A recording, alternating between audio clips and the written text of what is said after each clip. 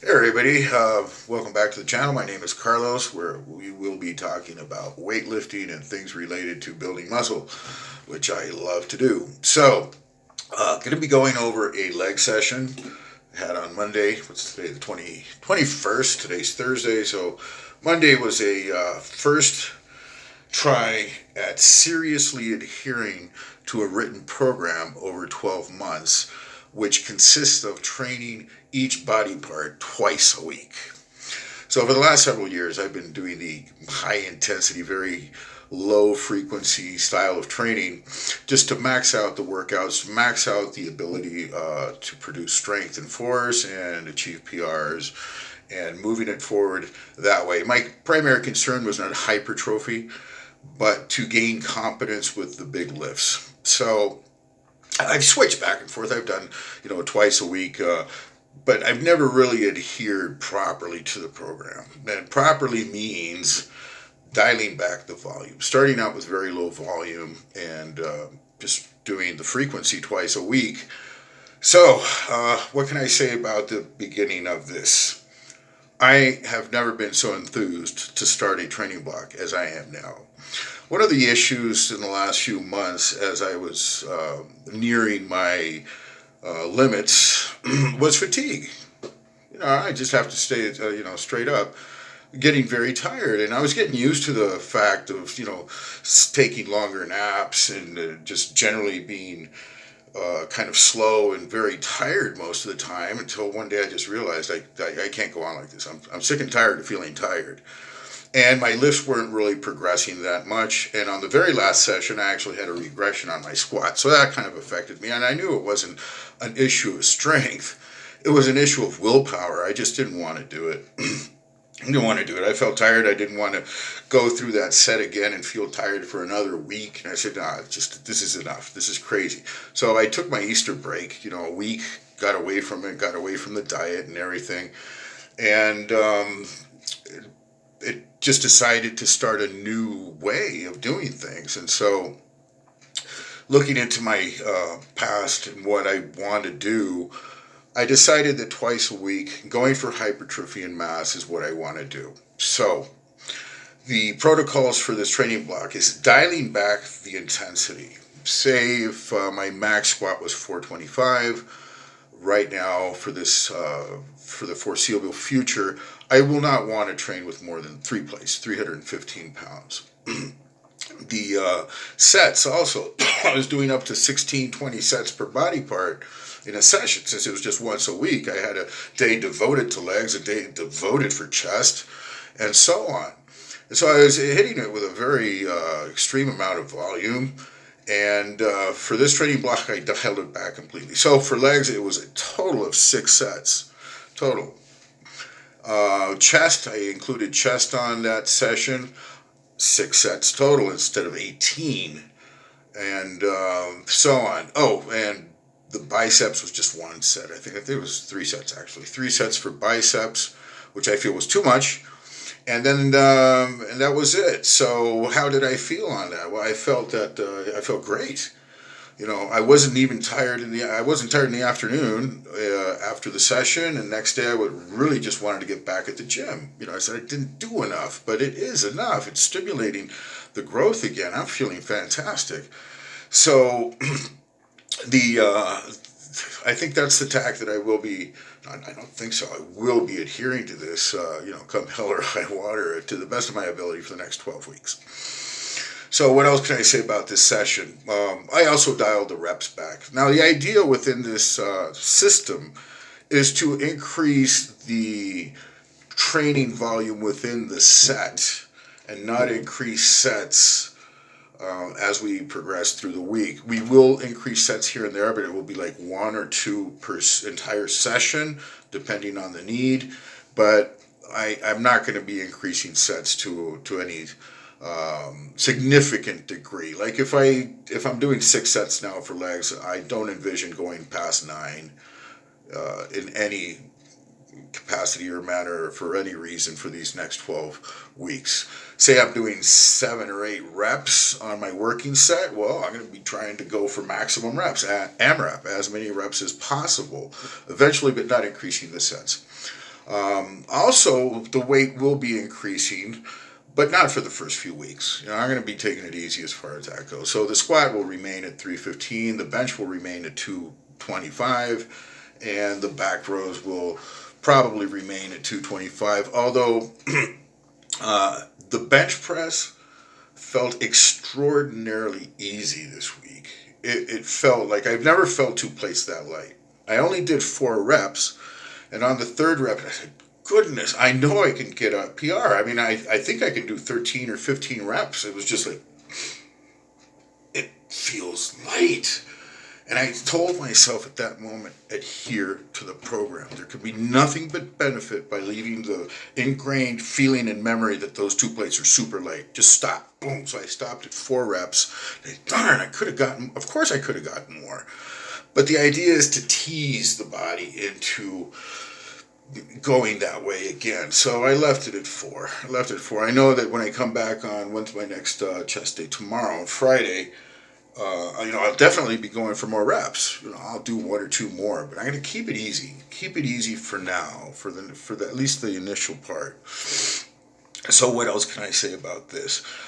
First time doing the Bulgarian split on the Smith machine. It just feels easy. It feels a very natural movement to like lay back in the hip and work the hip hinge.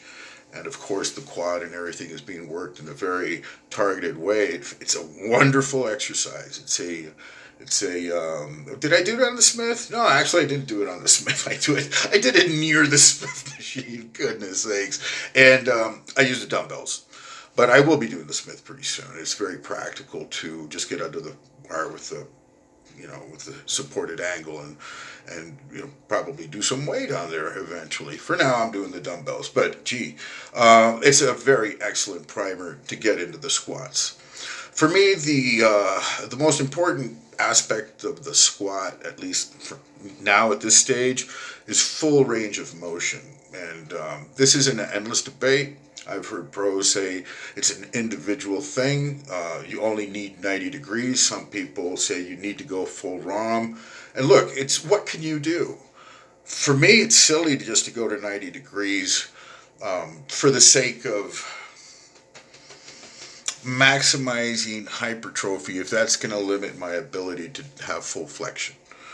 So, yeah, you can do more weight if you do 90 degrees, but I don't think so. I've seen Olympic lifters go full ass to grass with 5-6 plates on front squats.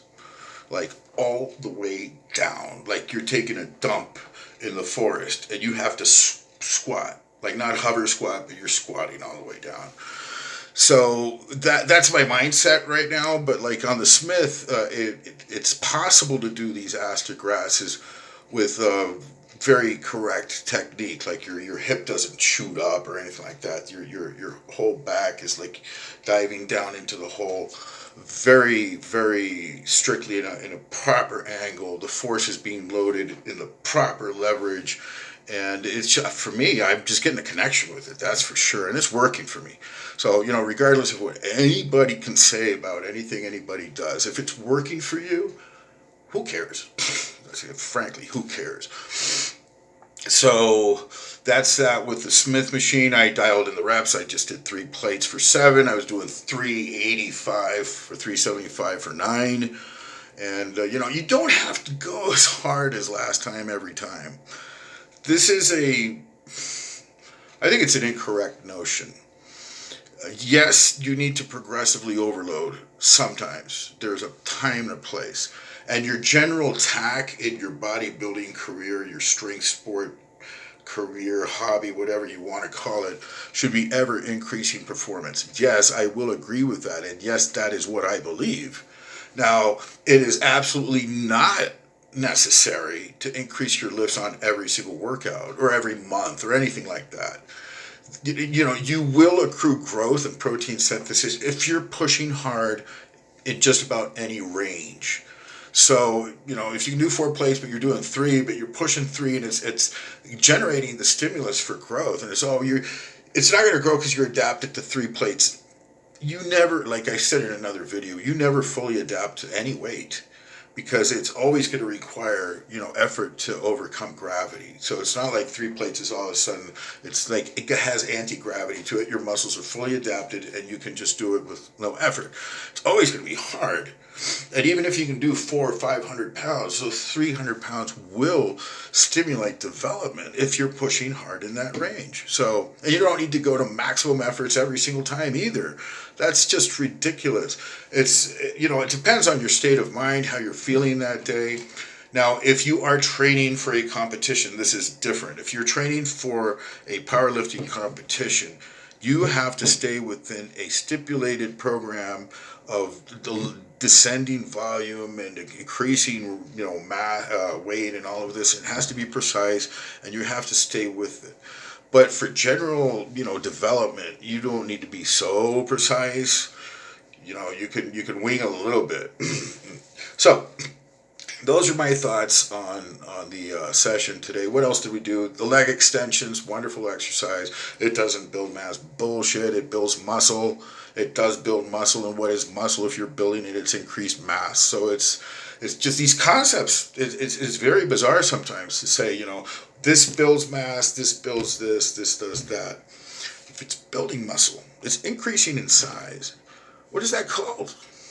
Of course, it's not going to be as 100-pound leg extension is not as effective as a 415-pound ass to grass squat. In the accrual of mechanical tension, this is true. Yet you can still develop a significant amount of muscle by targeting these muscles in an isolated way, as long as they're in conjunction with everything else. This is what bodybuilders do. They use different tools to maximize their development. And that's what we're going to do. What else was done today? The biceps curl. So biceps curl. 35 pounds, not doing 20s, not doing 40s, not doing 29.5s. We're sticking with 35s for this training block. 35 pounds. Oh, well, you can get better development if I'm using 40 or 50. I'm going to use 35s, okay? Just stay there. 35s is good enough. Now with the barbell, that's another story. Starting out very light with the fixed weight 60-pounders. More challenging than you would think. Biceps is a small muscle. I've done power cleans. I've done, pseudo bicep curl, which is really just massively cheating the curl, getting all your body into it with significant weight. I've done, a plate and a half. It was at 185, 175 for cheat curls. They're great for developing strength. So they may not develop the bicep the way some purist might say that you have to be very strict for it to build. That might be true.